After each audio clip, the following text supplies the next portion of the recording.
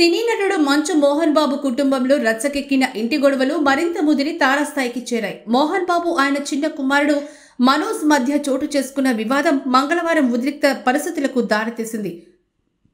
జల్పల్లిలోని మోహన్ బాబు నివాసం వద్ద మనోజ్ బౌన్సర్లు మోహన్ బాబుకు రక్షణగా ఆయన పెద్ద కుమారుడు విష్ణు నియమించిన బౌన్సర్లకు మధ్య ఘర్షణ జరిగింది.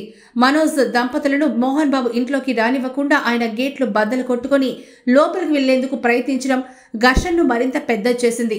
ఈ క్రమంలో ఇంట్లో నుంచి బయటకు వచ్చిన మోహన్ బాబు మీడియా ప్రతినిధులపై దాడి చేశారు. ఈ దాడిలో ఓ ఛానల్ ప్రతినిధికి ఫ్రాక్చర్ కాగా పలువురికి గాయాలయ్యాయి. దీంతో జర్నలిస్టు సంఘాలు మోహన్ బాబు వైఖరిని తీవ్రంగా ఖండించాయి. ఆయనపై చర్యలు తీసుకోవాలని డిమాండ్ చేశాయి. కాగా జల్పల్లిలో జరిగిన ఘటనను పోలీసులు సీరియస్ గా తీసుకున్నారు. ఉన్నతాధికారుల సూచనల మేరకు ఫిల్మ్ నగర్ పోలీసులు మోహన్ బాబు, మనోజ్ లైసెన్స్ గన్లను స్వాధీనం చేసుకుని సీజ్ చేశారు. బుధవారం విచారణకు హాజరు కావాలని ఆదేశిస్తూ మోహన్ బాబుకు రాజకొండ సిపి నోటీసులు జారీ చేశారు.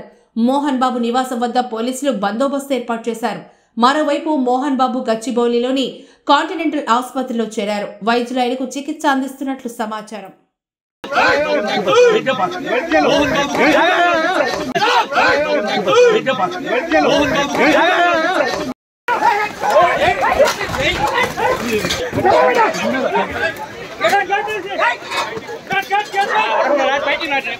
కెమెరాలని వాళ్ళు ఓటిరా